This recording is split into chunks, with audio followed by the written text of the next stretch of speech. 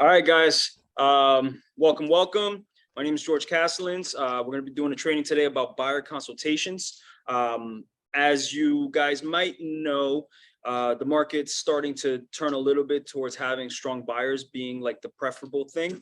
I don't really think that we're fully there yet, but regardless, anybody who's working with a buyer should have a good strategy for working with buyers, just the same way that we all have listing presentations when we go to listing appointments. We should be having buyer consultation material or at least a game plan. So I'm going to share with you guys kind of what I do, why I do it, and how I do it.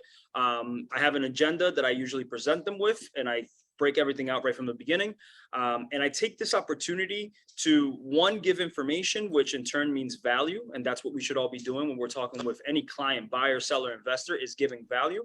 But the second thing is building that rapport. So you guys know that there's a saying in real estate, buyers are liars. And that saying comes because a lot of times you'll have some buyers that will tell you they're not working with somebody, or, you spend time trying to show them houses and get really, give some time and energy into them and money, with gas and tolls and everything.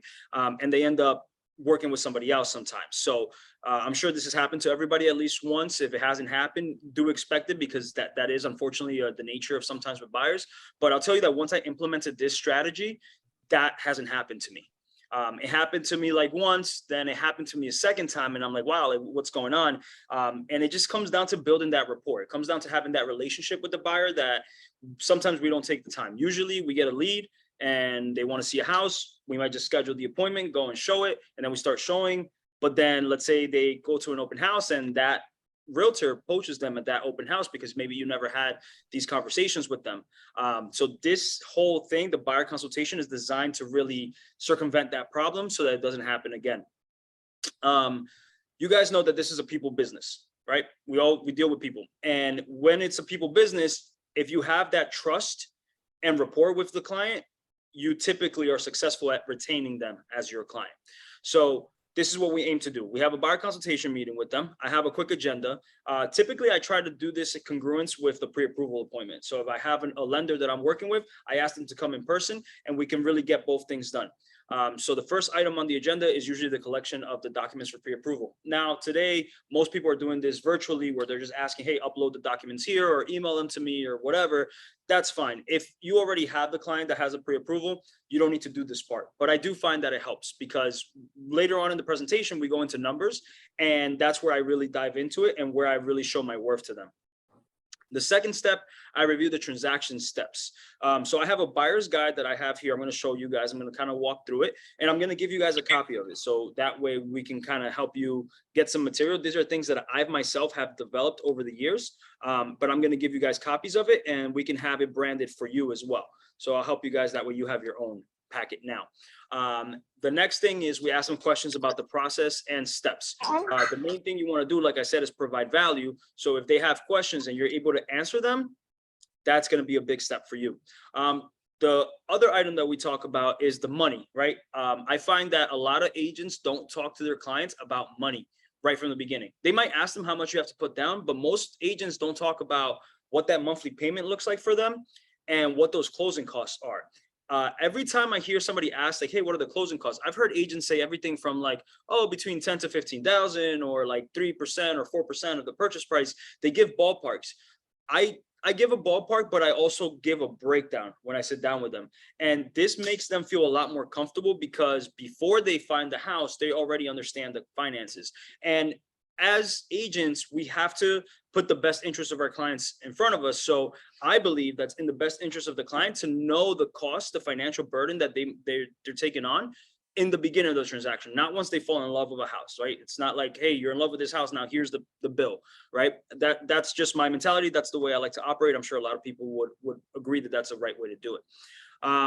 Seller's concession is a conversation that obviously, I mean, you can see how old this packet is. It's probably like 4 years old. Seller's concessions was a thing. Right now it hasn't been, but I think it will start again. So this is the whole point of going back to basics. These things that happened before will happen again. It's all a cycle, right? We've rode this wave where it's been crazy. Now we're coming back to like a normal market. So I talked to him about seller's concession after I discussed the costs. And then the final thing I talk about with them is the home search and what are their next steps. So this helps me have an agenda right in front of them. Here's what we're going to do. Here's an outline. Why? Because a lot of realtors, we can go on and on, right? We talk every single day. So we could go on and really spend a lot of time with them. You want to be efficient, but you also want to get the information out. So having an agenda really helps you keep yourself focused. So that's where we're starting at.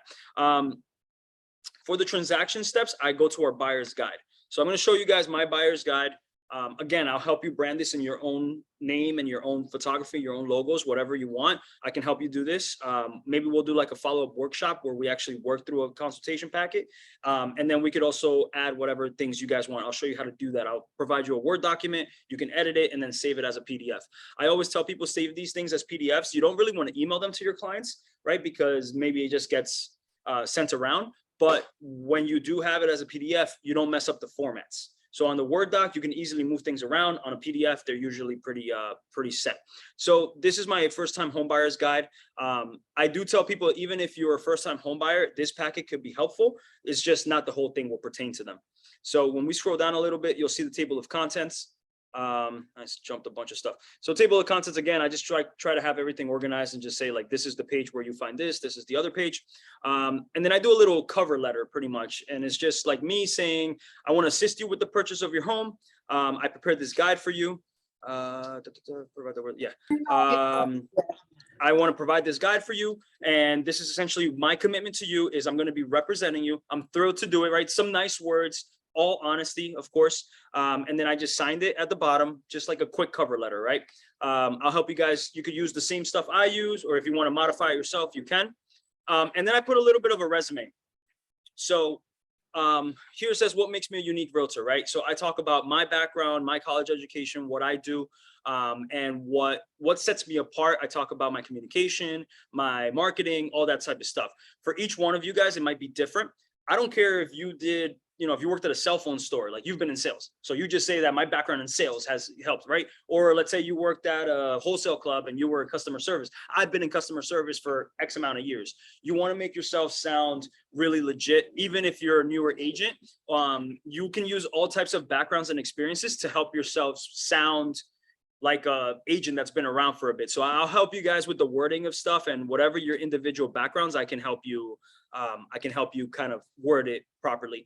I put in there my education, and I have obviously my degree, but then I have my real estate license is on there because people don't know you have to go to school for that. My broker's license is on there, and different things that I do, land use, zoning certificates. So just a little bit about myself. And again, your packet could be a little different. I'll help you guys craft that.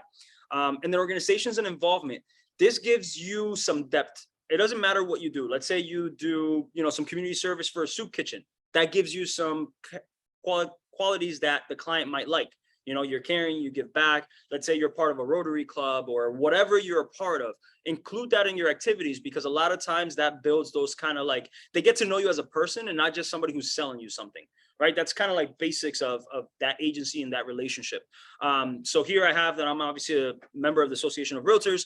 And what does that mean? A lot of people don't know what it is to be a realtor, but essentially you could be a real estate agent without being a realtor, right? But if you're a realtor, that means that you're committed to a code of ethics and you have a high level of professionalism. So I think that that's something that I know it's kind of like gamey and thrown around. For us, it might seem like second nature, but to clients, they don't know that.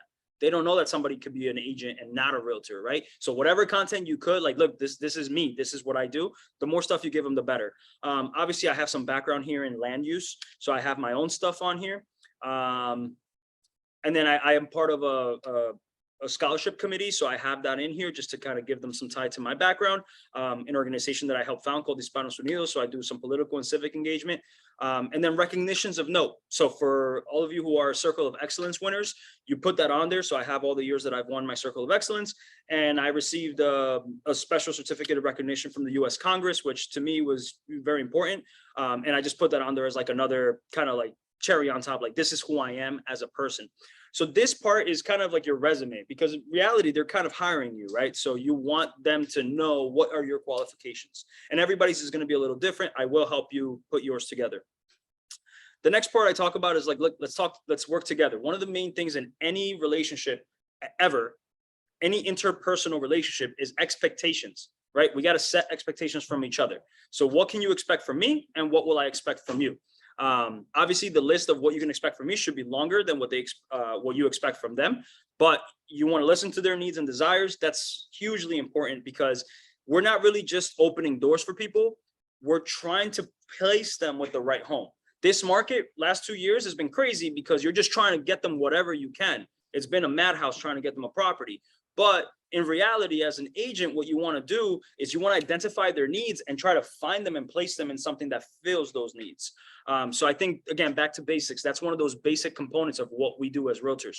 And then we keep them apprised of market behavior. So one of the things I do with my clients, like when we saw those interest rates spike up, I called every single one of my clients. Hey, I don't know if you know, but the rates just went up. Like, let's talk to your lender. Let's run a pre-approval again and see what that number comes out to.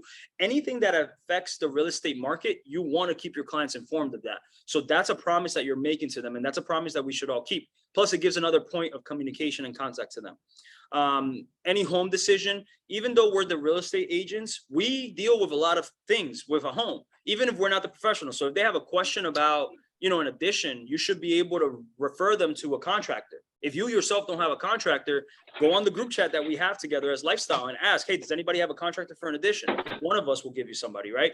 Somebody might have a question about insurance. Right, we go ahead, and even though we don't do the insurance, we have people that we send them to that deal with that. Whatever the question is, everything that has to do with the home, you have to explain to them. You are their go-to person. This is like I do it in two ways. One, because you're providing a service to your client, but two, if somebody wants to do a refinance down the road, they say, oh, but he was my realtor, he wasn't my lender.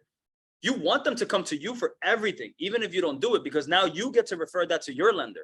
And you get those brownie points and that additional kind of like value that you're giving your lender so that you can continue to do business. Things of that. Now, you also tell them that I'm going to set and view the appointments. A lot of this stuff is self-explanatory, so I'm not going to go through all of it. The one part I will say, I always have this conversation with them, is what I expect from you. One is I tell them, look, please communicate with me. Tell me everything about the house. Remember that I'm not showing you a house that I'm selling. I may be the listing agent, but it's not my home. So you're not going to offend me if you tell me that you didn't like that, wood paneling. I might agree with you. So I always tell them right from the beginning, make sure you tell me everything so that I can help you. Because if you really like the house, but that wood paneling is what really skeeved you out, I'll get a quote from a contractor to remove all that wood paneling and say, look, you like the house, it's going to cost you $3,000. Would you do it?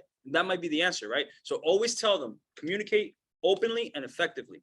The other thing is feedback. I always tell them, I'm a human, right? I can make mistakes. I'm also a professional running a business. I appreciate your feedback, because if what you tell me is feedback helps me improve my business, that's going to help me down the road. So I always have that conversation, and that human element to it, clients really resonate to it, because you're not just out to get them, right? You're not some big business. You're not some guy that's making all this money and you're trying to like make money off of them. You're telling them, I'm a small business. I operate my own business and I want your feedback so I can improve.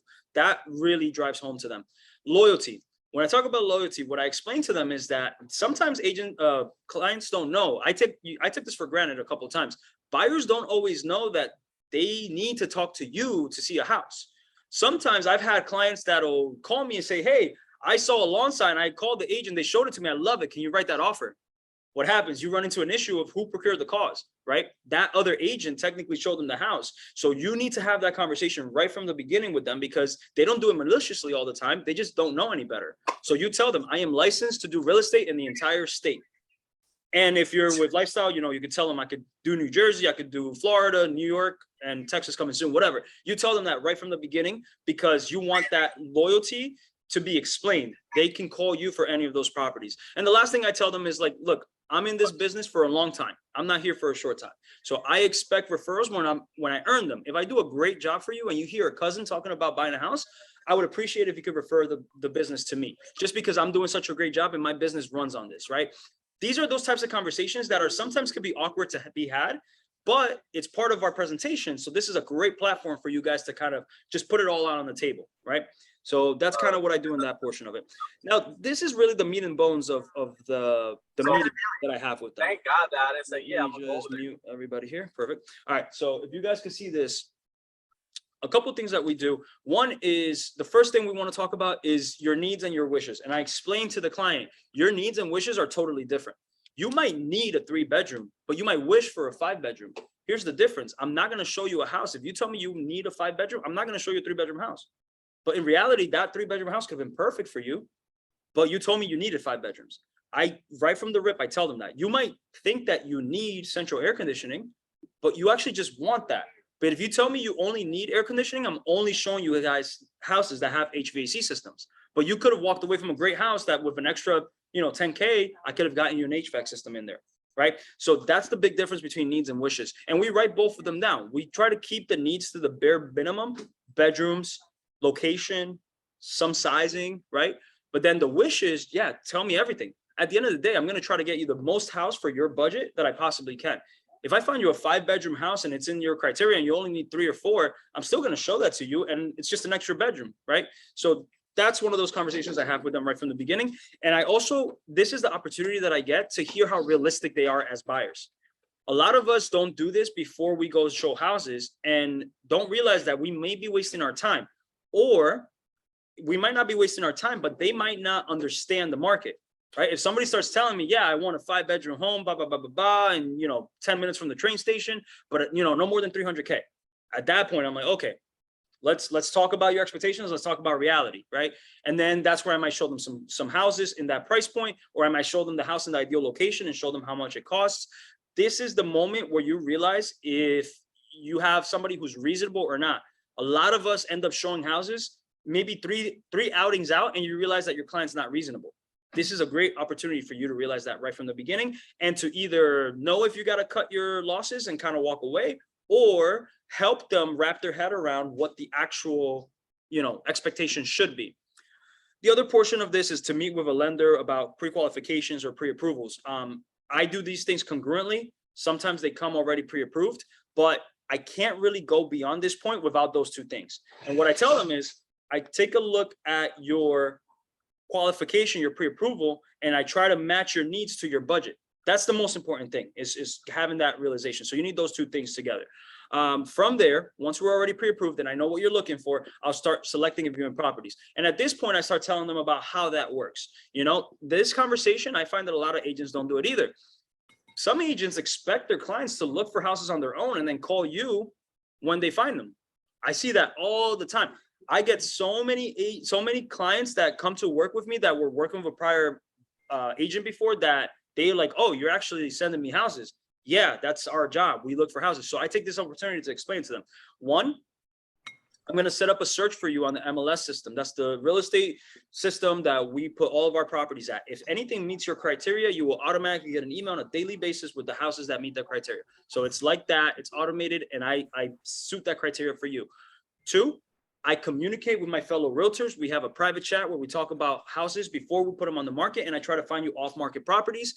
So I'm always working for you things that you might not see. 3, I'm also doing searches for you in areas that maybe you didn't consider, but based on what as I'm looking at houses, and you're saying, oh yeah, I could drive 30 minutes, but you didn't consider 30 minutes north. You were only looking 30 minutes west. Maybe that's not in your search criteria, but I'll send you a couple properties, right? 4, if you see something yourself on Zillow, on Truly, on anywhere on there, send it to me. I will take a look for you and be able to schedule those for you. Here's the other thing. I don't know how many of you guys are on our LIR app, but we have an app that goes direct with the MLS now. So if you go on, well, if you don't have it, go on LIR Cloud, and there's a section on there for the app. The LIR app is phenomenal because essentially it's plugged into the MLS. And what I tell my clients is this: look, a lot of people look on Zillow, but the problem with Zillow is they put houses on there that are not really available. They'll put bank sales, they'll put foreclosures, they'll put houses that are under contract that they just want to get your information. And I explained this to them. Zillow is there to try to get your contact so that they can sell it to realtors. Now, why do I do this? Why do I bash on Zillow? Because the problem is, if your clients are looking on Zillow all the time, they're seeing at least 3 or 4 agents' pictures and phone numbers constantly at every listing. They'll see the listing agent, they'll see the 3 people that are paying in that zip code. I don't want that, right? As a realtor, you want them to only see you. If you direct them over to the LIR app, they're only going to see you. Even if you're not the listing agent, it'll only be your picture and your phone number.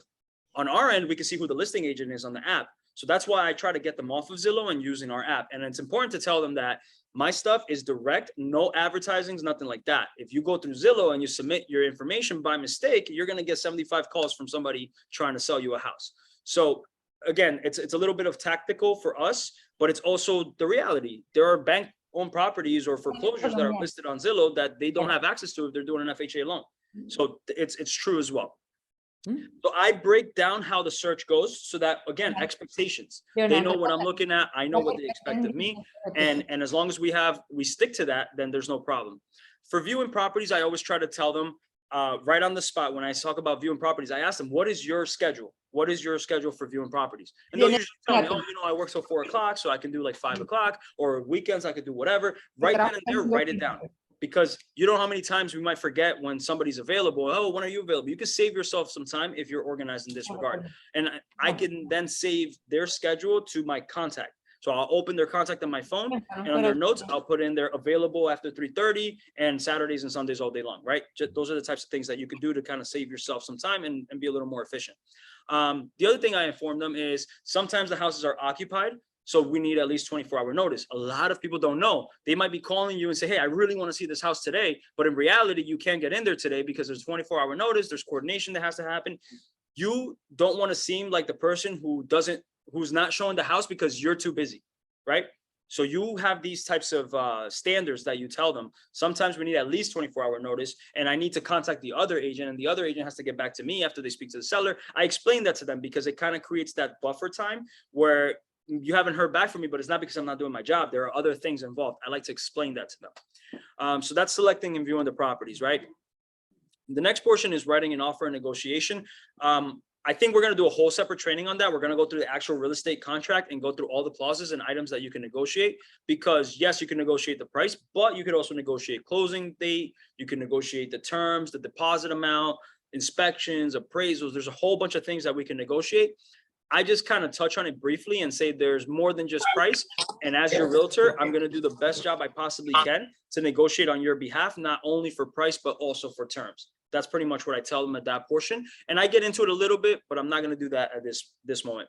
If an offer gets accepted, we start the transaction process. If an offer gets rejected, we go back to selecting and viewing. Again, this is like down to dummies, but I'll tell you, every single client I do this with, they appreciate how detailed and thorough it is. And it's, again, you build that rapport because you're teaching them.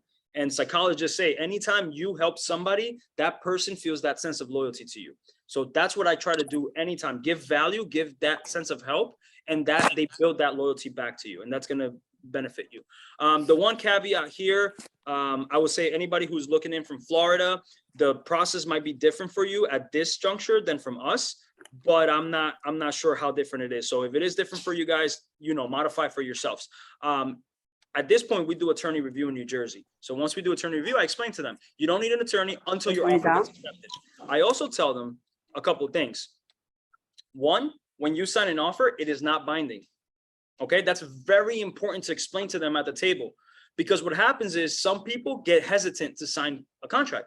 They think they're signing their life away. And when you read the language, sometimes it seems like that. But if you explain to them that it's not binding, and there's an actual section in the contract that says this contract is not binding until the attorney reviews period, there's a whole paragraph for it. I explain to them right now, because guess what? I showed a house and highest and best is due by 6 o'clock, and I want to submit that offer, and I send it to them, and they're like, oh no, I got to talk to my attorney first. I don't want to sign anything without having my attorney look at it. If I didn't take the time to explain this to them at this meeting, they might be hesitant to sign. So tell them, this is not binding. If you sign this, it's just an offer. Okay, we're going to send it to the other side. If the seller signs it, it's still not binding. It's just an accepted offer. There's nothing binding about it. We can rip it up and walk away. And I point to the clause because some people are like that, and you have to understand that and deal with it.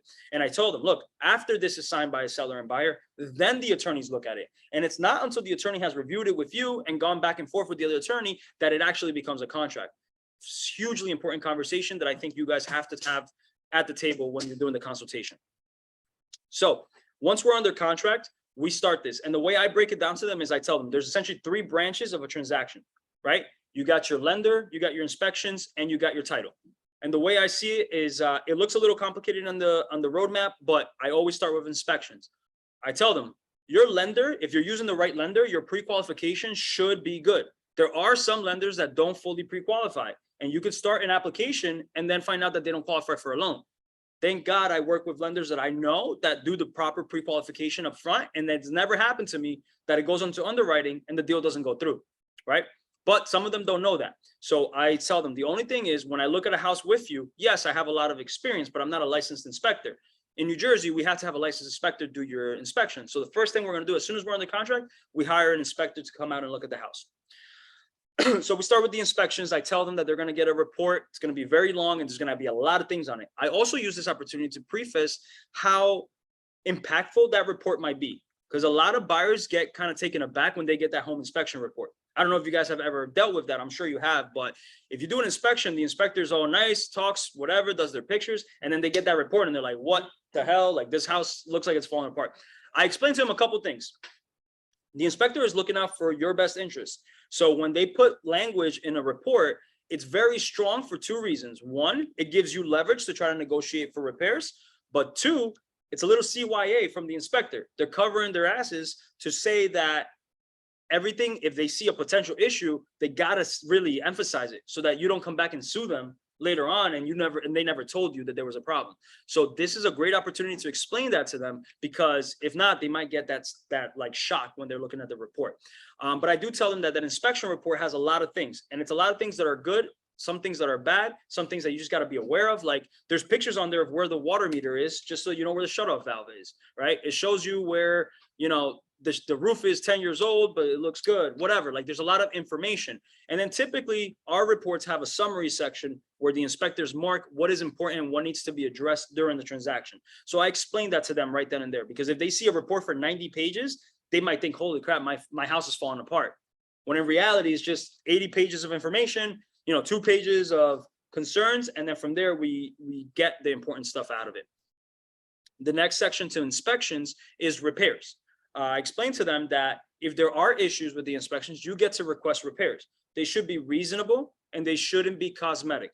So if we see that there's scratching on the sheetrock, or, you know, the color of the room is dirty green and it made you sick, that's not a reason for you to request a new painting of the room, right? But if there's some outlets that are improperly wired, or if the window is cracked, or if there's a leak in one of the pipes in the basement, those are things that we get to ask for repairs. And the way I explain to my clients is, we make a list of items, me and you, we send it to your attorney, and your attorney will put it together in their letterhead and say, hey, Mr. Seller, these are the items, this is the whole report that we got, and these are the items that we want you to fix. And I tell them, at this juncture of the transaction, there's another negotiation that happens. The seller could say very well, yes, no problem, I'll fix all those things, they're reasonable, I'll take care of it. Very rarely does that happen. Sometimes what they end up doing is saying, yeah, I'll fix items 1, 2, and 3, but you take care of 4, 5, and 6. Or they can say, I'll give you a credit for 5,000, whatever. There's a whole bunch of different options. I explain that to them, because they sometimes get scared. If you make a request for 10 items and they come back and say, no, I'll give you $1,000, take it or leave it, they didn't know that could happen. So I explained that at this point. So we have the inspections, we request the repairs. If repairs are going to be made, we get the opportunity to re-inspect those repairs. So I tell them, you know, we'll go back into the house, either myself, or we'll ask them for receipts from licensed contractors that did the work, or we can hire the inspector to come back out for a nominal fee to come out and look at just the items that got repaired. I myself try to show them some value and like, look, I bought the outlet tester from Home Depot, right? So the same outlet tester that the inspector used to tell you that this outlet was incorrectly, I don't want you paying out of your pocket to have the inspector come back out again. I have that plug-in, I can do it myself, right? Or I tell them like, oh, there was a chimney cap that had to be installed. Maybe you can't see it for whatever reason where it is. I have a drone. I'll bring my drone out. I'll show you where the chimney, it looks like the cap was installed. There's certain things that you can do, but be very careful, because you don't want to assume that liability of you re-inspecting. You want to keep that to only like visual things, and anything that's more important, you want to tell them, I really suggest that you hire an inspector. But you also want to show some value to tell them that you're trying to save them some money. But only to the point where if you don't feel comfortable looking at something, don't do it, because you're kind of assuming liability, saying, oh, I checked it.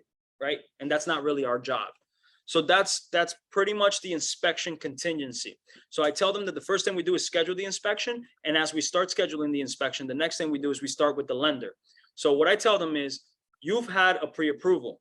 The pre-approval just says, if you were to buy a house, you would be approved for this amount.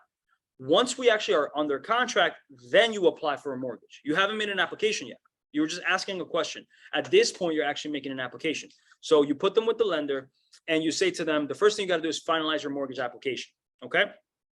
The mortgage application is going to be a long document, bunch of stuff in there. And you tell them, you guys are going to be dealing with a lot of documents. I always tell them this from the beginning. If the lender asks you for any document, don't put that document away again, because there's the lender, there's the processor, there's the underwriter. If one person's asking for a document, keep it handy just in case you get asked for it again.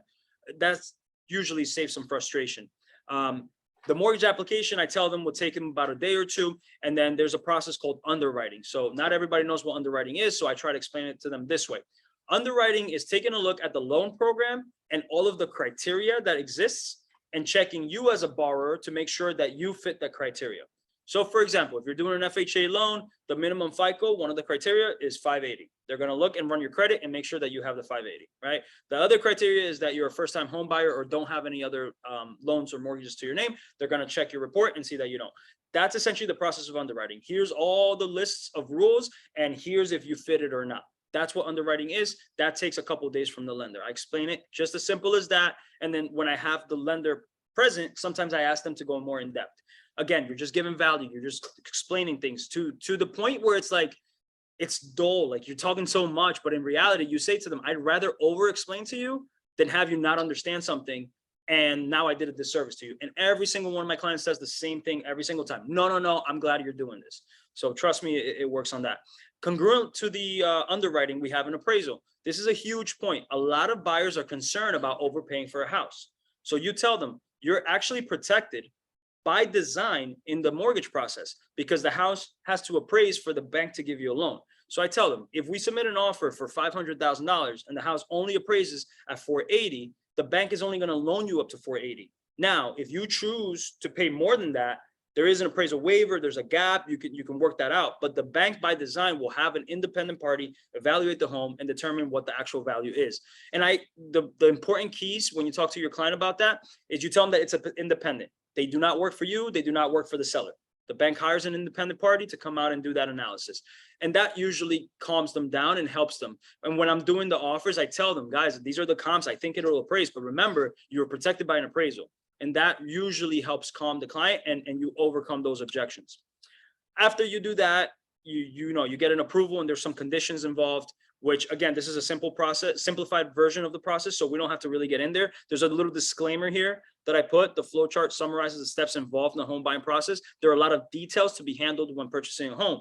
Those details do not get discussed at this meeting. There's no way I can cover all of that, but I want to give you an overview of the process. It's important to say that because if you miss something, they're like, oh, you never told me about this, right? So you tell them, look, that was the nitty gritty. That's the stuff we don't really get into.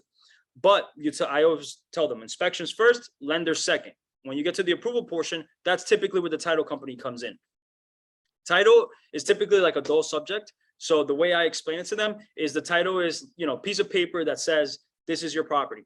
And with title, there could be things called liens. And with liens, I look at them as sticky notes. Let's say there's a mortgage on the house for $150,000. That's a sticky note that goes on your deed. Okay. Let's say that you did some work and you didn't pay the contractor. The contractor filed a mechanic's lien on your house. There's a $50,000 lien on it. The title company's job is to go in and search the public record to see what are these stickies. And they want to make sure that those stickies get removed at the closing before they hand you the deed. That way, when you get the deed, it's a clean piece of paper, right? So that's pretty much my basic title for dummies explanation to buyers of what it does. Obviously, it's an oversimplification, but it's enough to let them know. So I tell them that they search title, they get all that information, and then they issue them a title commitment, which is a policy. And I tell them it's insurance. It says to you, you're going to pay a fee now, but no other liens are going to pop up. And if some lien does pop up on the house, then you're not responsible for it because you have this insurance. You pay for it one time at the closing. It's good for the life of how long you own that property and the mortgage. So I tell them if somebody comes out of the woodwork and says, oh, that person owed me X amount of money, you don't have to deal with that. You send it to the title company handles it. And if they were wrong, the title company has to pay from the insurance. Or if they were, if they were right, then they have the burden to prove why that person is not owed that money. So that's pretty much what I explained with that. And the last thing is the survey, right? It's the physical drawing of the property. I tell them sometimes the issues with surveys is that you might see a house and it's all fenced like a rectangle, but that doesn't mean that that's where the property line is. That property might run off to the side. I had a house that I was representing the seller, and they had a fence straight, but in reality, the property line went off to the side, and the neighbor had a pool inside the property line of the house that we were selling. Yet the buyer's agent never reviewed that survey. The buyer's attorney never reviewed that survey with the client till we got to the day of the closing. And I'm looking at the survey and I'm like, holy crap, this deal's about to fall apart. Because if I was a buyer's agent, I'm not letting them close with that pool on the property, right? Or the fence like cut like that. The buyer's agent didn't say a damn thing. I'm representing the seller at the table, so I have to represent the seller's best interest. I just kept my mouth shut and went with it. But the attorney and the buyer's agent should have stopped the sale at that point. Because what happens is, yes, technically that's your property and they're not supposed to have that pool on there. But guess what? What I explain to my client, I tell them that story, the cautionary tale, every single time I do it. What happens is, one, God forbid somebody drowns in that pool, it's technically on your property, right? Whether you know it or not, it's on your property. Two, the insurance, like issues that you could have from it. Three, even if you do go, you have the survey, you go to your neighbor, hey neighbor, I just moved in next door. By the way, get that thing off my property, right? That's actually mine. Guess what? You're not starting a good relationship with your neighbor. And then four, what if they say, no, I don't want to remove it? You can't just take it down. You have to go through a court process to actually enforce that. You don't want to have to deal with that. So that's why you get a survey. It's to protect you from that. Again, a lot of my conversations with the client, they're anecdotes. They're stories about transactions that I've had where this mattered, right? Like situation with title where there was, a brother and that brother didn't get paid and they, whatever, like there's all these different stories that we could tell about why all of this is built around. What I do is essentially I tell them when all these three things get done, we come together, we get the loan funding and the keys are released to your home. This is an oversimplification of things, but in reality, this whole process is meant to protect you. That's the key phrasing word that I say to them. This whole buying process is meant to protect you. You're protected on the value through appraisal. You're protected on the condition of the home through inspections. You're protected on legal responsibilities through title. You're protected on physical conditions through survey. This whole process is designed to protect you. I am your realtor. I am the guide through the process. Even if I'm not doing the individual things, think of me as the center of the wheel. And when you're dealing with me, I'll put you off with whoever is responsible, but you always come back to me, right? That's how I explain my role to them.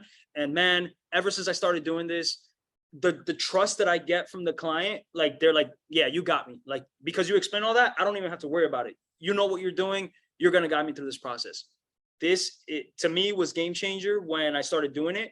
I never lost another buyer again. I mean, I went on vacation and I couldn't get somebody to cover. They would wait for me 2 weeks. Obviously, you don't want to be in that situation.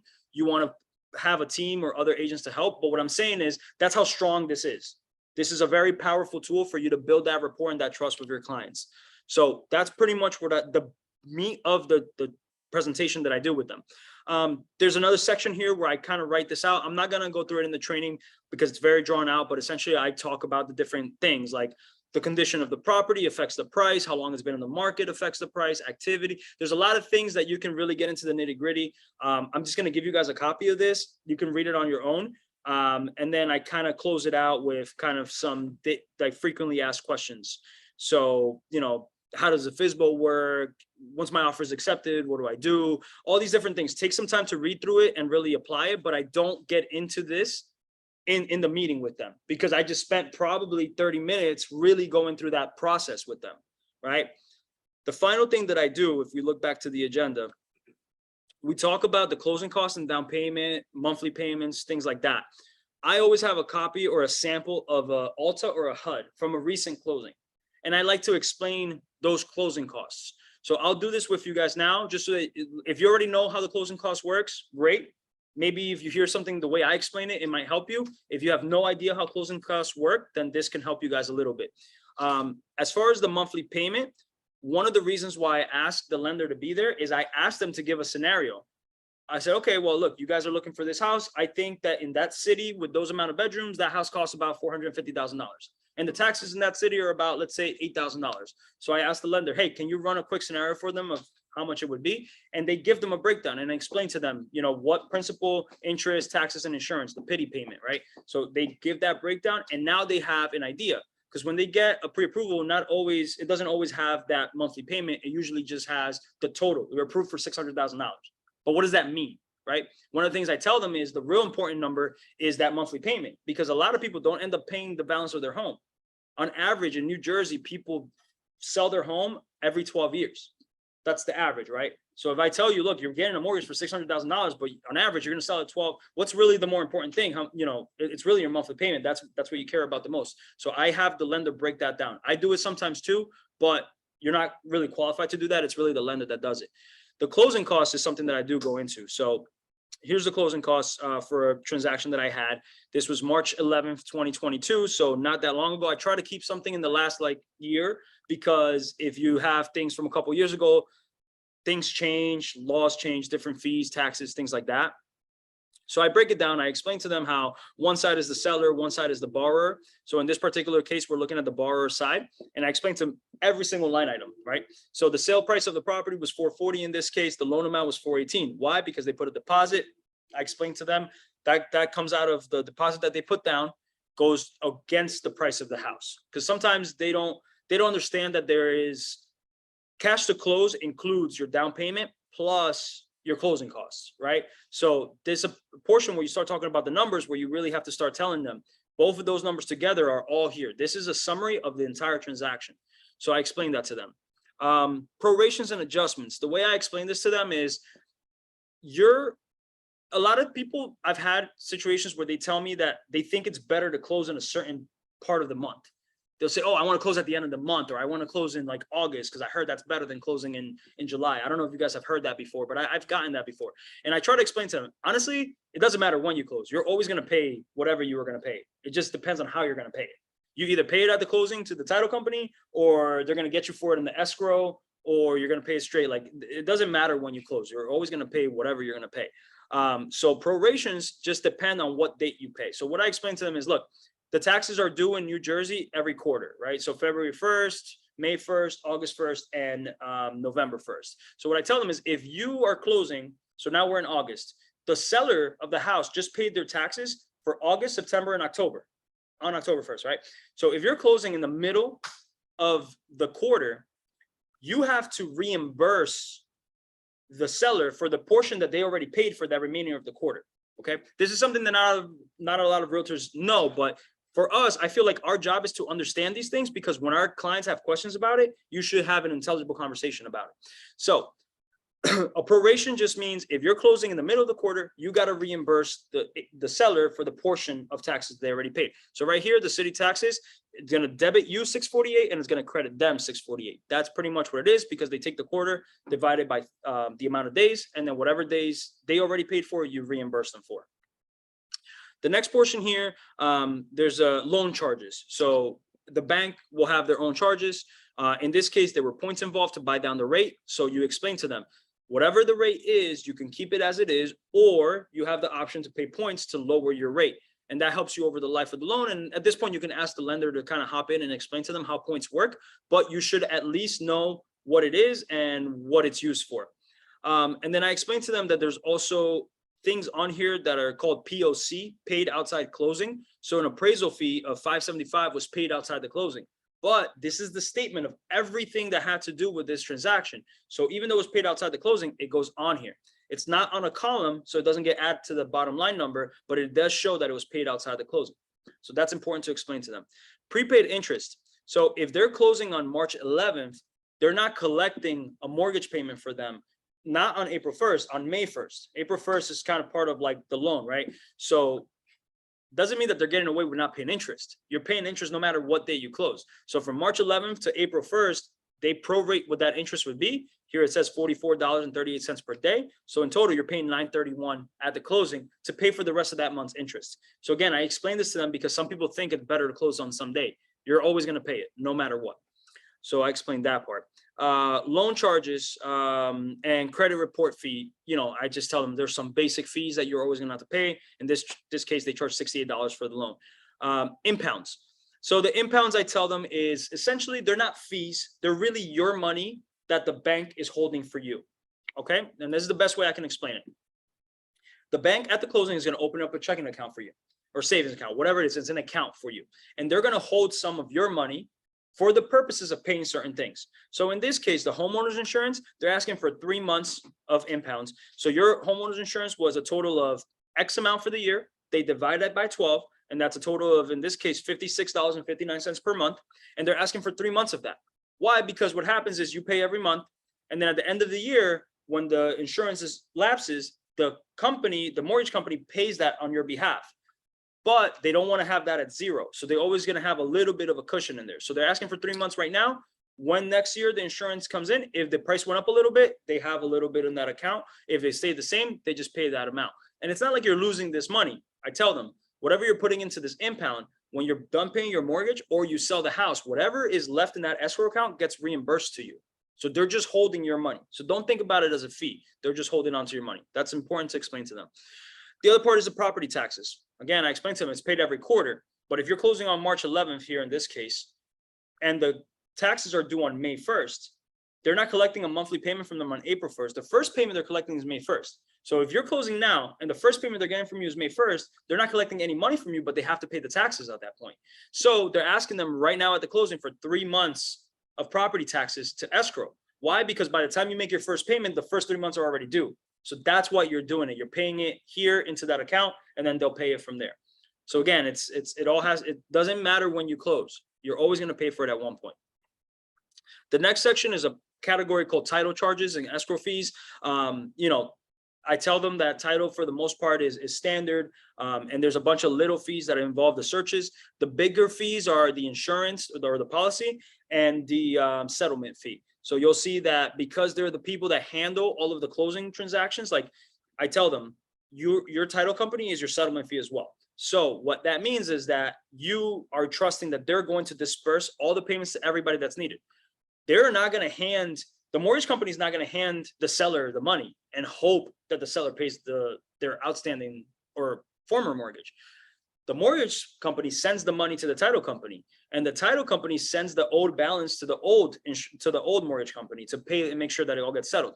That's a very important function. That's why there's a fee involved to handle all those little things. I explained to them the title company pays the commissions, title company pays the attorneys, everything that has to get paid, the title company handles it. But for that, they charge a fee. That's what that settlement fee is. And then the other big thing is the policy, which I believe it's later on in the HUD.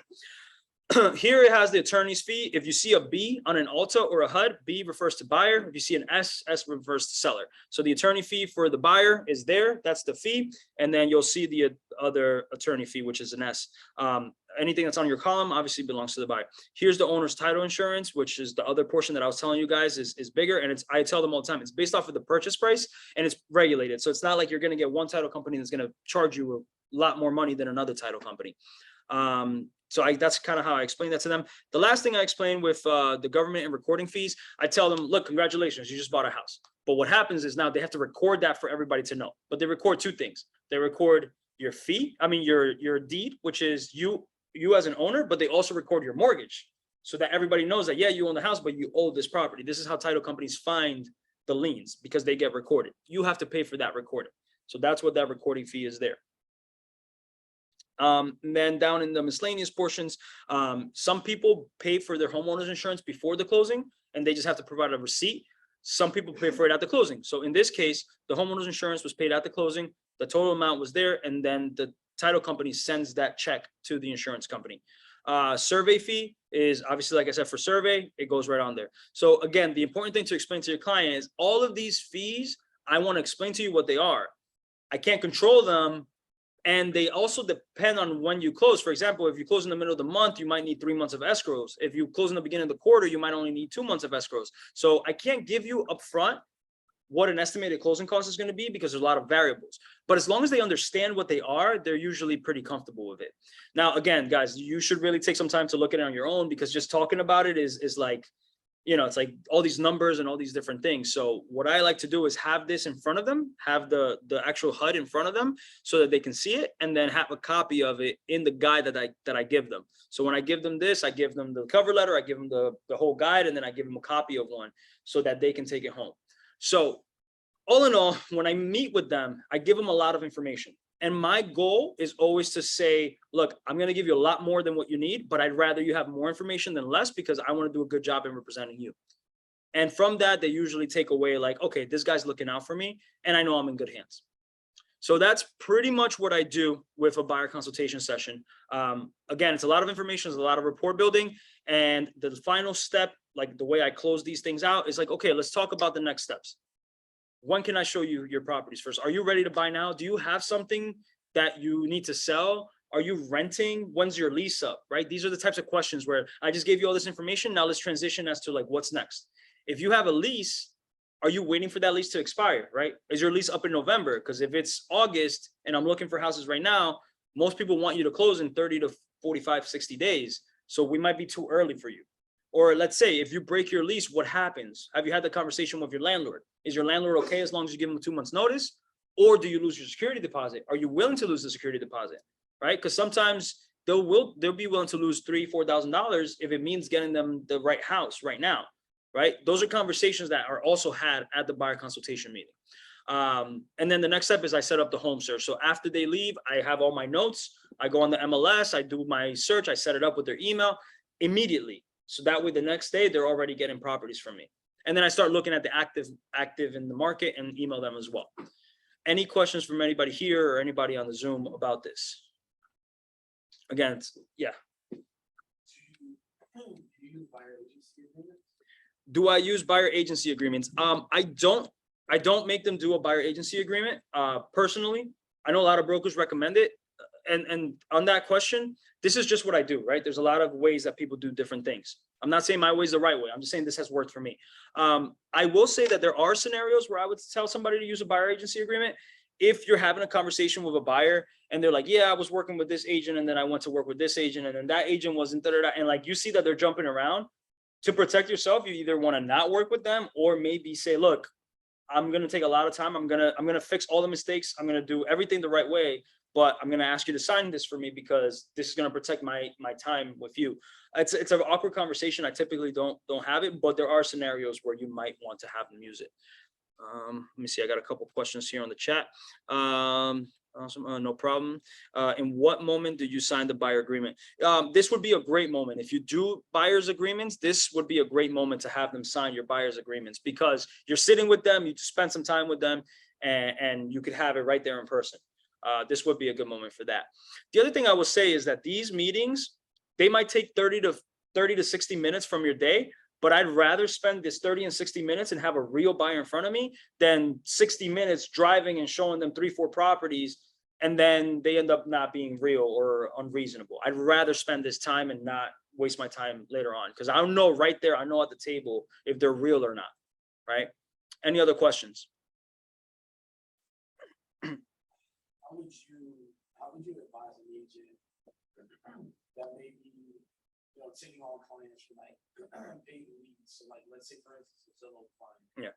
And that client is called on a specific property.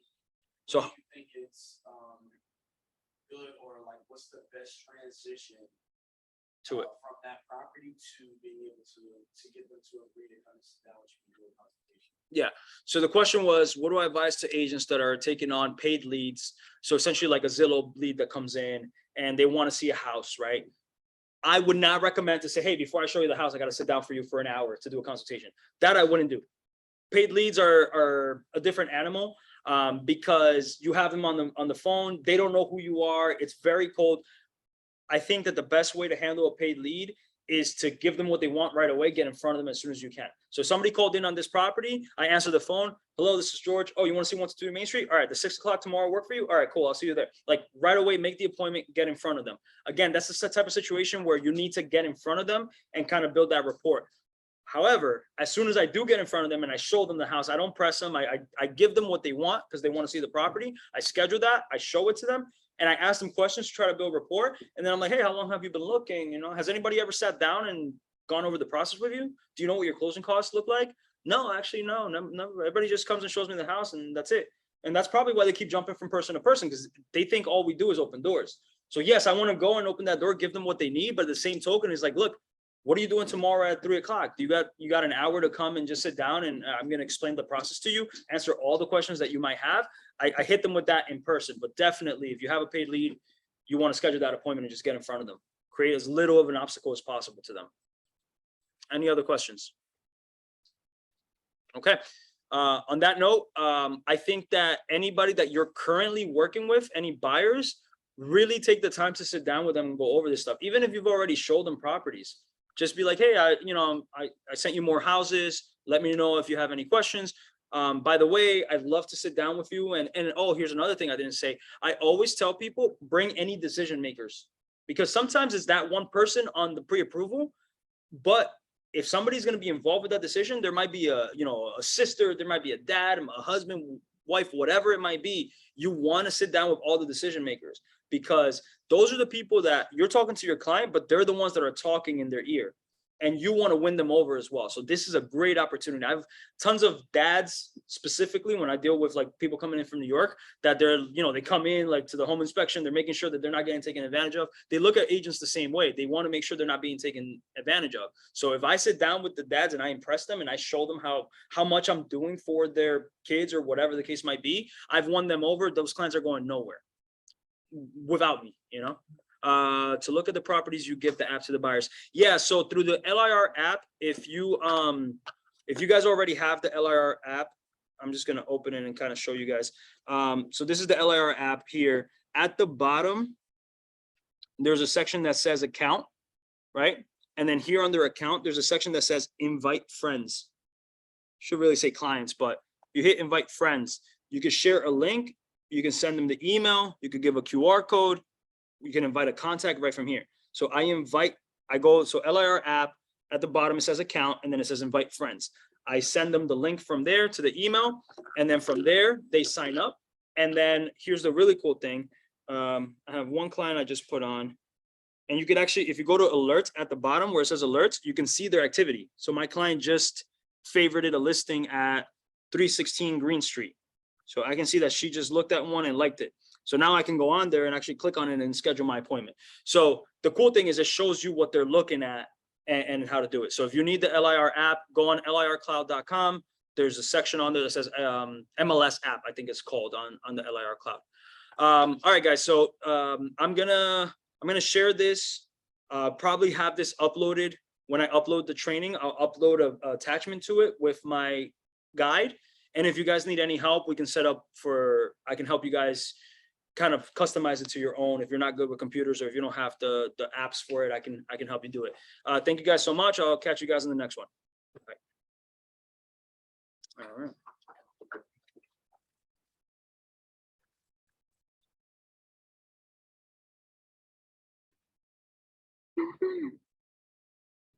Bye, George.